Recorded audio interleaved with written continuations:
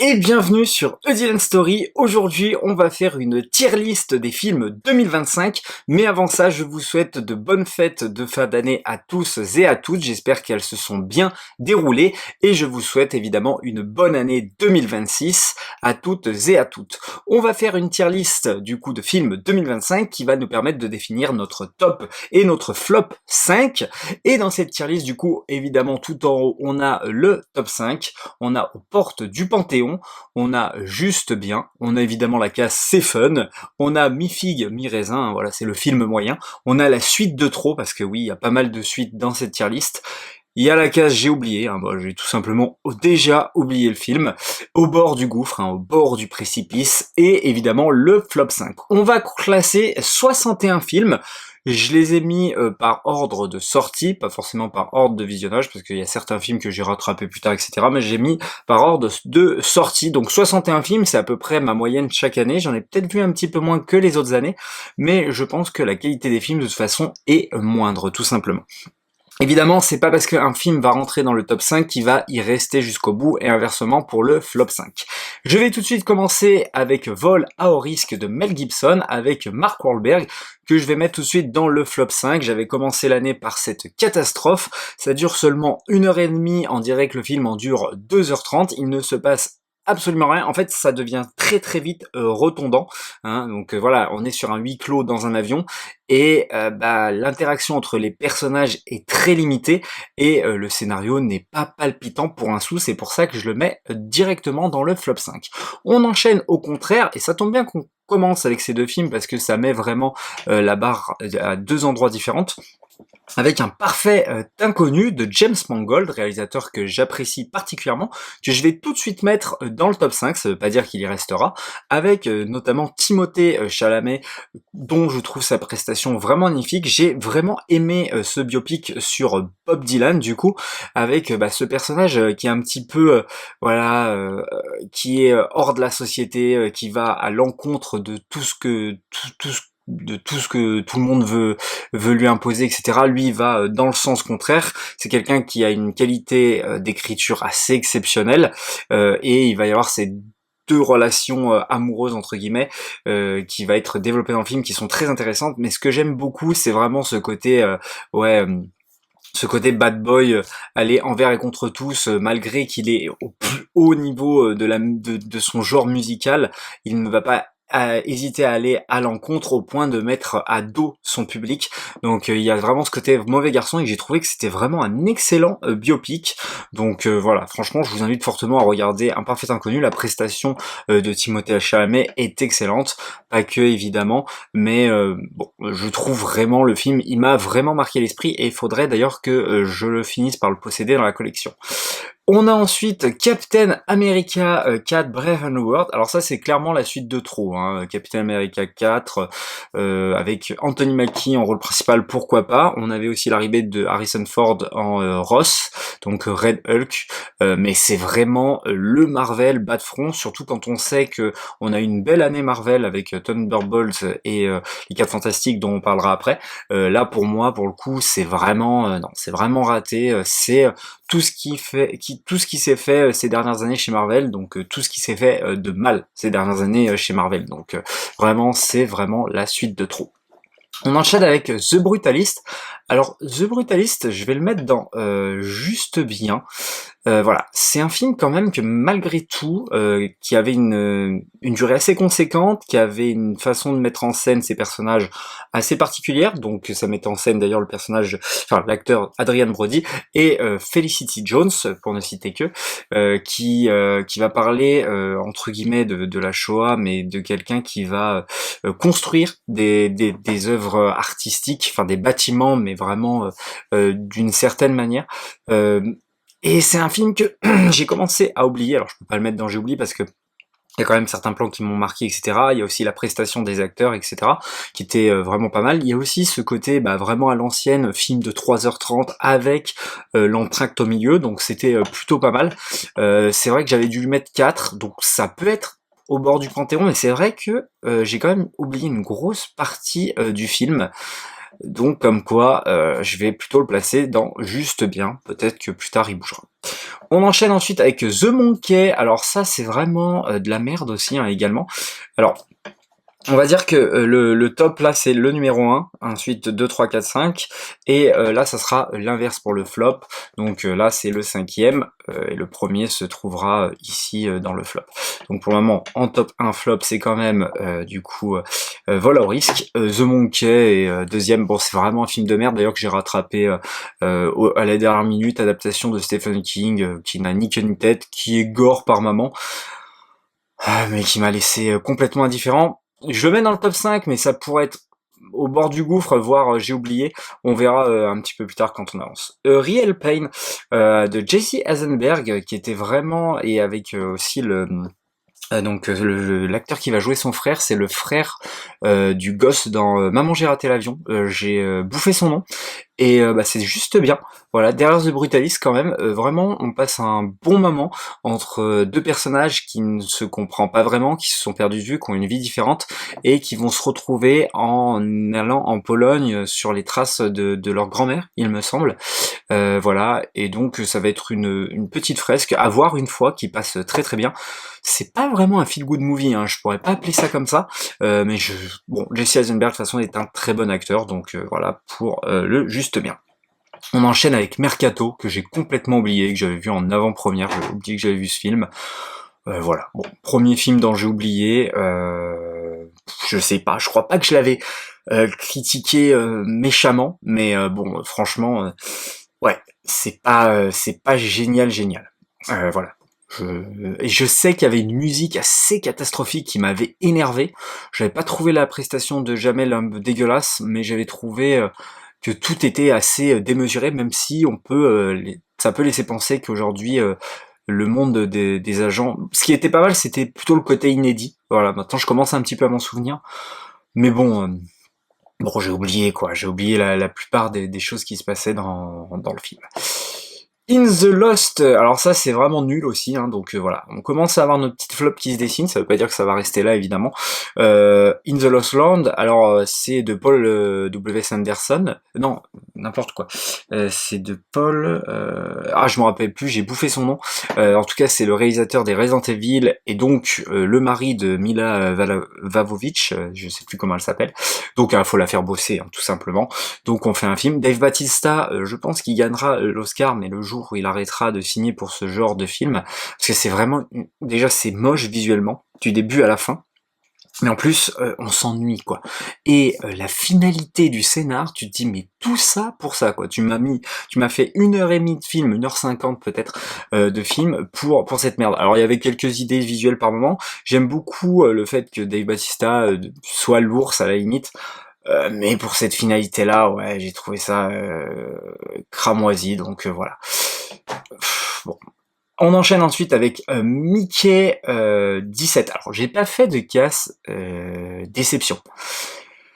Mais du coup, bon, je vais le mettre dans mi-figue, mi-raisin. C'est pas au bord du gouffre, mais ça pourrait l'être parce que c'est une véritable déception, hein, film de Bong Joon-ho, du coup avec Robert Pattinson notamment, il y a Josh Brolin, etc. Il y a pas mal d'acteurs. Et bah le film, pour moi, je n'ai pas été touché par ce qu'il voulait raconter, j'ai pas aimé son côté SF, que ce soit les créatures extérieures, etc. Enfin, avec le recul, j'ai pas beaucoup de souvenirs en plus de ce film, hein, donc encore une fois, hein, la case j'ai oublié n'est pas très loin. On va quand même le mettre dans mi figue mi raisin parce que dans mes souvenirs, j'avais mis que c'était pas trop mal, voire non pas sûr. Je pense que j'avais vraiment pas aimé, mais pour le coup, c'est une véritable déception. Les véritables déceptions peuvent finir, attention, dans le flop 5. Hein. C'est pas impossible. Ça pourrait être au bord du gouffre, mais on va pas exagérer non plus. Ça reste quand même, dans mes souvenirs, bien réalisé. Et il y avait vraiment ce côté-là, plusieurs Robert Pattinson à la fois, et donc ça c'était plutôt bien fait, mais c'est vrai que ça m'a laissé indifférent pour la suite. Alors The Insider, alors ça c'est vraiment entre le j'ai oublié au bord du gouffre, j'ai même vraiment au bout du gouffre, c'est des gens qui sont agents secrets. Alors ça aurait pu être bien, hein, ça aurait pu vraiment être bien, mais pour le coup j'ai trouvé ça mais plat, mais d'une froideur absolue, abyssale. Donc on a du Cate Blanchett, du Michael Fassbender, tout ça. Steven Soderbergh à la réalisation, réalisateur en plus que j'apprécie particulièrement, hein, les Océans, tout ça. Sauf que c'est le calme plat. Je me rappelle que tous les dénouements se font à travers des repas de qui a trahi qui, et ça se fait vraiment sous... ouais, c'est une manière nouvelle de voir l'espionnage, si vous voulez, mais c'est tellement plat et froid que tu t'ennuies, quoi. Donc voilà, c'est d'un ennui abyssal. Donc pour moi, c'est vraiment au bord du gouffre, et je garde pas vraiment grand-chose, quoi, à part les acteurs à la limite, mais voilà. On enchaîne avec comment il s'appelle ce film déjà? Ce Electro... merde. J'ai bouffé le nom. Donc voilà, je sais pas si je peux cliquer dessus. Non, je peux pas cliquer dessus. Un film avec comment il s'appelle, l'acteur, avec Chris Pratt, voilà, l'acteur que je cherchais, voilà, un film avec des robots, et c'est fun, vraiment c'est fun. Bon, pour le coup j'ai oublié le titre entier, ça devait sortir au cinéma, c'est sorti finalement sur Netflix uniquement, donc voilà, c'est fun, c'est avec des robots, c'est pas le film de l'année, c'est pas mauvais, c'est plutôt bien fait d'ailleurs les robots, donc voilà, c'est plutôt fun. On enchaîne avec, ça pourrait être le remake de Tro, hein, ou voir la suite de Tro, hein. On pourrait rajouter remake de Tro pour Blanche-Neige, que j'ai pas trouvé catastrophique, mais que j'ai pas trouvé transcendant non plus. Bon, comment elle s'appelle, l'actrice qui jouait d'ailleurs dans le film de Spielberg, West Side Story, qui joue comme elle peut Blanche-Neige pour ce qu'on lui demande à faire. Les nains, c'est pas si catastrophique que ce que je pensais. On a Gal Gadot qui joue la méchante sorcière, mais quand un dessin animé aussi classique, t'as pas grand chose à faire en fait visuellement, et eux ils ne vont pas vraiment copier de bout en bout ce qui va faire le charme du film, je trouve, du dessin animé, pardon. Donc voilà, ça pourrait être le remake de Trop, j'ai pas oublié, donc je vais le mettre au bord du gouffre, mais c'est pas une catastrophe, hein. Je vais pas le mettre non plus avec Mickey, mais bon voilà, est-ce que je le mets devant, derrière? C'est un film que je reverrai pas, je pense. Donc voilà. Peut-être au bord du gouffre, là, devant quand même The Insider. On enchaîne ensuite avec Minecraft, voilà, le film avec Jack Black, avec Jason Momoa, pour ne citer que, qui a été un véritable carton. J'avais passé un moment fun, il faut le dire, mais en y repensant quand même, c'est vraiment bas du front, hein. C'est très très bas du front. Les décors en revanche sont plutôt pas mal faits, etc. Pour tout fan de Minecraft comme l'est mon frère, bah c'est vrai que forcément t'as toutes les références, donc tu passes peut-être un meilleur moment que les autres adultes qui n'ont pas les références, à part leurs enfants qui sont en train de kiffer, et encore peut-être pas pour tous.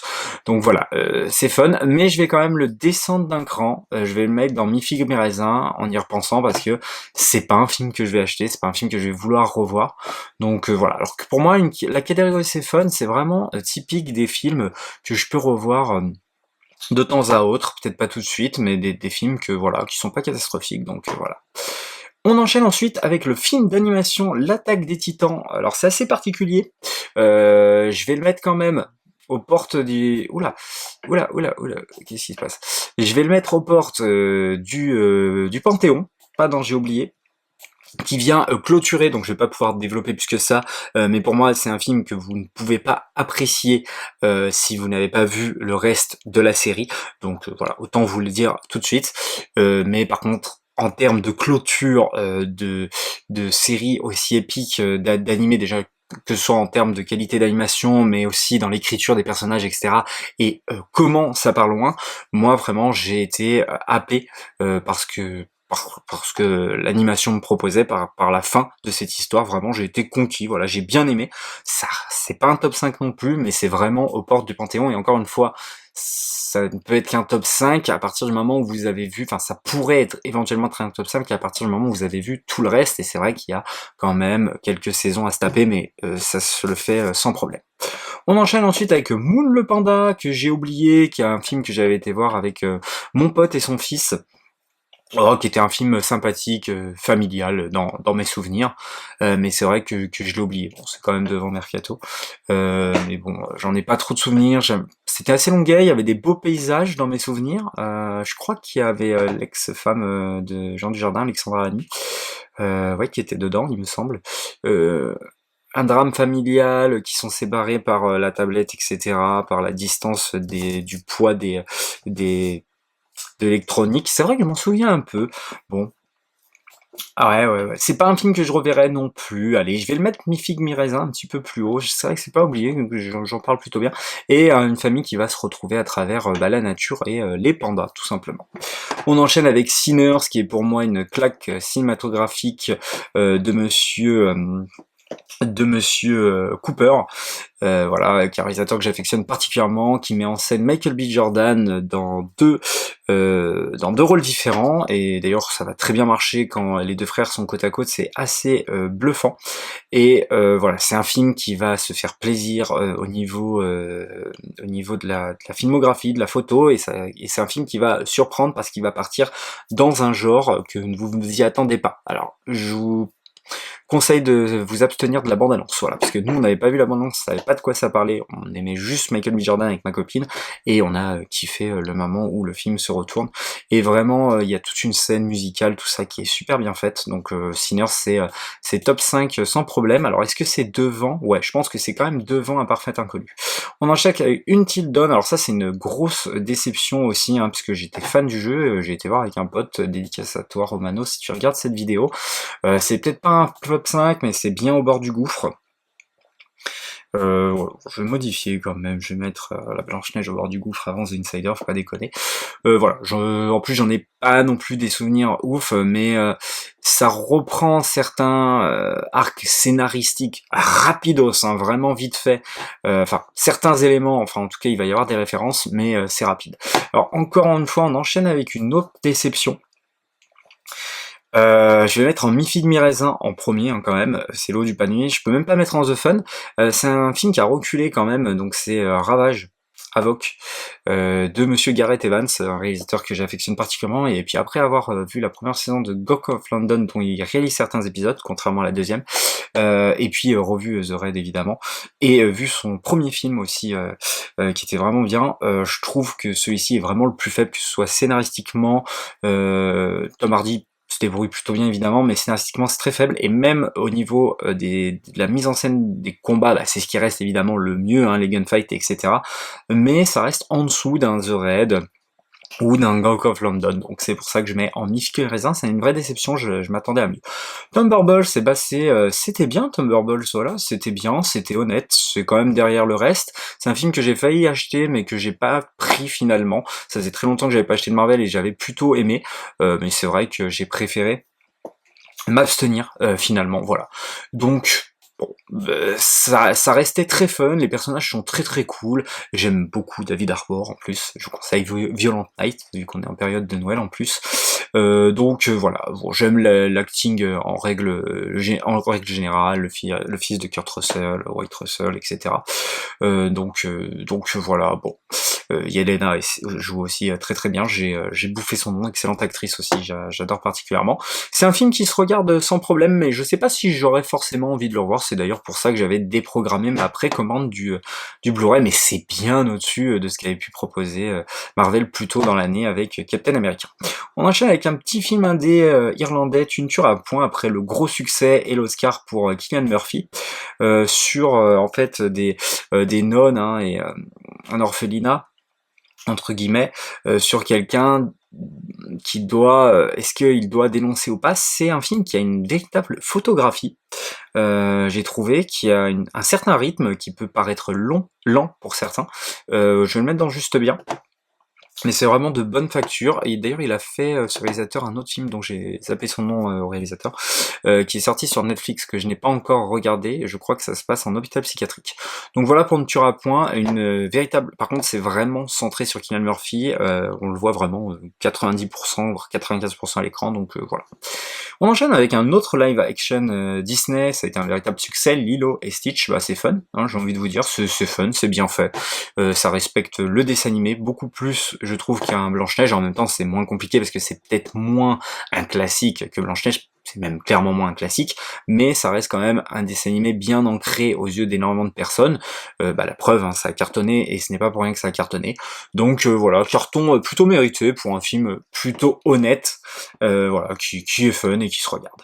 On enchaîne avec Mission Impossible, qui lui va rentrer dans le panthéon, qui va même passer dans le top 5, qui, j'ai trouvé, était une conclusion de saga qui passait très très bien, qui était centrée évidemment énormément sur Tom Cruise, et donc c'est vraiment auto-centré sur lui, et donc forcément sa team est un petit peu en retrait, c'est un petit peu dommage pour un final. Et j'ai trouvé la scène du sous-marin, mais d'une tension assez palpable. Voilà, c'est un film pratiquement de 3 heures, hein, je crois, 2h40, très très généreux, que ce soit en action ou en acting, ou en scénar d'ailleurs, hein, franchement, voilà, même la scène de fin des avions, etc., la scène de course-poursuite, on sent que tout est palpable, tout est vrai. Une conclusion qui s'arrête pour Ethan Hunt, je trouve de la meilleure des manières. Donc voilà, vraiment j'ai kiffé. On n'a pas eu beaucoup de blockbusters cette année, voilà, donc je le mets pour le moment top 5, sûrement qu'il redescendra, mais on verra par la suite. Predator Killer of Killer, je crois. J'ai pas les titres entiers, je suis désolé, de tous les films. Donc ça c'est mi-figue mi-raisin, je dirais. Alors quand même devant tout ça, l'animation est plutôt propre, mais je trouvais qu'en fait, et ça va rejoindre ensuite ma critique de Predator Badlands, que il y avait beaucoup de limites parce que ça devenait redondant. C'est encore c'est le même système que Prey. Donc on met le Predator face à un univers, donc viking, etc., samouraï, tout ça, et on l'expose face à lui, et les trois vont se réunir, etc. Et je trouvais que, ça y est, ça commençait déjà à avoir ses limites et être lassant. La première heure m'a plutôt plu, et la dernière demi-heure m'a un petit peu ennuyé, et j'ai trouvé ça redondant. Donc voilà, pour le coup. Donc c'est le même réalisateur, hein, que Prey et que Predator Badlands. Dragon, j'ai trouvé ça bien. Voilà, même très bien. Ça mérite un panthéon. Ça mérite d'être devant Thunderbolts, même devant Real Pain, parce que c'est quand même un film qui m'a plutôt marqué. J'ai trouvé que c'était une adaptation live très honnête, à voir absolument en 3D en revanche, parce que je l'ai pas vu en 2D, mais la 3D déjà du film d'animation à l'époque était très bien. Là ça marche super bien. Vraiment, pour le coup, pour les profondeurs, etc., ça rajoute de la verticalité, machin, tout ça. Enfin bref, ça marche super bien. J'ai trouvé que c'était une adaptation honnête et réussie, vraiment. Pareil, j'avais été le voir avec un pote et son fils, et ils ont vraiment adoré. Voilà, moi j'ai trouvé que c'était vraiment une adaptation honnête, et bien au-dessus quand même d'un Blanche-Neige ou d'un Lilo et Stitch qui se contentent de faire le minimum. Dragon est vraiment calqué pratiquement du début à la fin, hein, il me semble, par rapport au film d'animation. Mais c'est vrai que, voilà, d'un côté, c'est vrai qu'on peut se demander par moment qu'est-ce qu'apporte le film en live action. C'est peut-être ça sa limite. On enchaîne ensuite avec Live of Shock, avec, comment il s'appelle, notre ami Loki. Putain, je bouffe tous les noms, c'est abusé. Tom Hiddleston, je me rappelle plus. J'ai trouvé ça bien. Voilà, j'ai trouvé ça bien. Je le mets quand même derrière ces deux films, The Brutalist et Dragon. Voilà, c'est une ode à la vie. Je pense que c'est ça, c'est que ça parle, voilà, c'est pas pour rien que ça s'appelle la vie de Chuck, et ça parle vraiment de la vie, des petits moments, et en même temps ça mêle à la fantaisie. C'est peut-être ce qui m'a le plus déplu et dérouté. Je voyais pas toujours où il voulait en venir, et après quand je suis ressorti et quand j'ai repensé au film, c'est vrai que bon, c'est quand même un film, je pense, qui demande à être revu, voilà, notamment. Donc voilà, je le mets dans mes. On enchaîne avec le film d'animation. Alors ça, c'est pareil, c'est déçu, hein, je suis complètement déçu. Est-ce que je le mets au gouffre, au bord du gouffre? Allez, je vais le mettre dans J'ai oublié. Vraiment, Elio, ouais, l'animation, elle est bien faite encore une fois, mais c'est vraiment, et j'ai trouvé que, pour un Pixar qui sortait, c'était faiblard, quoi. C'est dommage parce que, pour le coup, malheureusement, je devrais pas le dire, mais pour moi, ça va dans la lignée des derniers Pixar qui sont sortis, donc Alerte Rouge, tout ça, qui sont sortis directement sur la plateforme Disney+. Ça aurait pu y rejoindre. J'ai pas trouvé ça très très fort, et ouais, j'ai oublié de quoi ça parlait, je crois que c'est un enfant qui part, qui a plus de parents, ou un truc comme ça, et qui part avec l'extraterrestre, qui se fait un ami, enfin bon, vous voyez, j'ai oublié, donc voilà. On enchaîne avec une claque. Alors, il y a pas tout le monde qui a aimé, mais moi j'ai adoré le retour de Danny Boyle. Pour le coup, c'est pas la suite de trop. À la réalisation de 28 ans plus tard, carrément, il rentre dans le top 5. Alors attention, il passe devant aucun de ces 3 films. Mais il rentre, je ne sais pas s'il va y rester. J'ai adoré la prestation des acteurs, que ce soit Ralph Fiennes, ou encore, comment il s'appelle, Aaron Taylor-John, je crois, l'acteur qui faisait Kick-Ass notamment, pour ne citer que. Donc voilà, j'ai adoré sa manière de mettre en scène les zombies, encore une fois de la réinventer, notamment aussi cette musique, etc., qui est omniprésente, cette façon de partir à la chasse et d'inculquer des choses à son enfant, et j'ai trouvé qu'il y avait de la véritable tension, et j'ai hâte de la suite, mais vraiment j'ai hâte. Donc ouais, j'ai adoré 28 ans plus tard, et voilà, franchement moi ça a été un véritable kiff, suite qui ne sera pas réalisée d'ailleurs par Danny Boyle. On enchaîne avec F1, alors ça qui n'est pas dans mon top 5, mais qui est aux portes du Panthéon et qui passe devant l'Attaque des Titans. J'ai trouvé le film de Joseph Kosinski moins, on va dire, moins fort au niveau scénaristique que Top Gun, qui est avec Tom Cruise, là pour le coup, qui est avec Brad Pitt qui joue très très bien dans le film pour le coup, qui a une relation plutôt pas mal avec ce jeune pilote de F1. En revanche, voilà, j'ai trouvé que le scénario, c'était pas son point fort. Voilà, il manquait peut-être un petit peu d'émotion, où on s'attendait un petit peu à ce qui allait se passer dans la construction du scénar. Alors pas forcément au niveau des courses, parce que ça c'est plutôt surprenant pour le coup, mais surtout c'est super bien fait, quoi. C'est super bien réalisé, quoi. C'est un truc de fou, quoi. Et pour ça, voilà, c'est pour ça que c'est aux portes du Panthéon. C'est tout à son honneur. C'est super bien foutu, et voilà, on a l'impression vraiment d'avoir une course de F1 en direct, quoi. Voilà. On enchaîne avec Jurassic World Renaissance Rétribution. Ça c'est la suite de trop, hein, clairement. Voilà. Bon, je le mets derrière. Suite de trop et déception en même temps. Hein, un film réalisé par non pas Gareth Evans mais Gareth Edwards, réalisateur de Godzilla, Rogue One, voilà, pour ne citer que The Circle, tout ça. Donc Monsters, voilà, je m'attendais à un film justement de par la façon dont il filme l'immensité, etc. Mais j'ai trouvé que non, en fait. Et puis surtout, c'est quelqu'un qui arrive vraiment à je trouve incruster les effets spéciaux dans ses décors de manière vraiment palpable. Et là, je trouve qu'il arrive pas du tout à le faire. Alors, est-ce qu'il a manqué de temps, etc. Est-ce qu'Universal n'a pas laissé tout faire, et c'est dommage parce que je trouve qu'il a un joli casting, Mahershala Ali, Scarlett Johansson, donc voilà, j'aime beaucoup Scarlett Johansson en plus, mais malheureusement c'est plutôt raté, donc c'est clairement la suite de trop. Heads of Stage, je lui avais mis 3 sur 5, bon c'est mi-figue mi-raisin, allez on va le mettre là en dernier. Ça pourrait être même fun, hein, donc film avec Idris Elba, John Cena, où un joue le Premier ministre, l'autre le président américain, ils vont tous les deux se faire attaquer, et ils vont s'en sortir par des pirouettes d'action. Évidemment, c'est le haut du panier, c'est peut-être pour ça que je l'ai mis 3 sur 5 des films de John Cena sur Amazon Prime, hein, je vous invite à les regarder, c'est quand même assez particulier, mais bon, étant donné que je suis fan de John Cena, je les regarde, donc voilà. Bon, c'est mi-figue, mi-raisin. On enchaîne avec, alors là, un cas particulier. Alors ce film avait eu 3. Voilà, donc bon, c'était pas fun, c'était peut-être mi-figue mi-raisin. C'est clairement mi-figue mi-raisin, mais il va clairement finir dans mon flop. Voilà, donc pour le moment il est 4ème du flop, il est pas dernier. Attention. Pourquoi ? Parce que tout simplement, j'ai vu ce film. J'étais pas totalement convaincu, tout ça. Et quelques temps plus tard est sorti Les 4 Fantastiques. Et là, j'ai compris que c'est ça que je voulais voir, et je voulais pas revoir encore une énième ressucée du MCU chez le DCU avec 20 ans de retard, et fait par James Gunn, qui est un réalisateur que j'apprécie. Je vais pas le renier, hein. Voilà, Les Gardiens de la Galaxie, c'est un film que j'apprécie.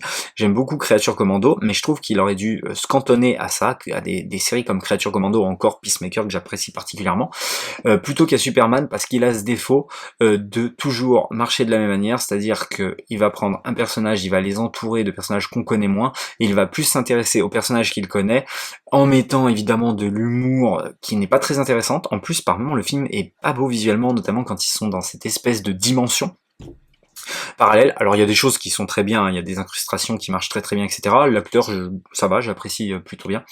Mais pour le coup, c'est vrai que j'ai pas envie de me taper, voilà, surtout que je suis fan de DC, 10 ans, 20 ans de James Gunn, de films à la sauce James Gunn, et j'ai l'impression que c'est bien parti pour, malgré qu'il ne réalise pas à chaque fois. Bon, voilà, j'ai peur, il faut qu'il y ait quand même une continuité. Et il y a quand même une chose qui me fait rire, alors vous la prenez comme vous voulez, mais il y a certains qui critiquent le fait que Zack Snyder voulait tout mettre à sa sauce, c'est trop sombre, etc. Mais là, c'est exactement la même chose, hein, avec James Gunn qui veut absolument faire un film sombre. Voilà. Je vais m'arrêter là. Je ferai une autre partie parce que je me rends compte que c'est 30 minutes et je préfère la couper en deux du coup. Donc voilà pour cette première partie de cette tier list et on va reprendre juste après. C'est vraiment juste pour faire deux parties, donc il me restera 30 films. Donc n'hésitez pas à liker, partager et vous abonner. Pour le moment, notre top 5 est Sinners, Un Parfait Inconnu, Mission Impossible et 28 ans plus tard. Notre flop est en 4ème position Superman, In the Lost Lands, The Monkey et je sais plus, Vol à risque. Voilà. N'hésitez pas à liker, partager et à vous abonner. Et nous, on se dit à la prochaine pour une prochaine histoire.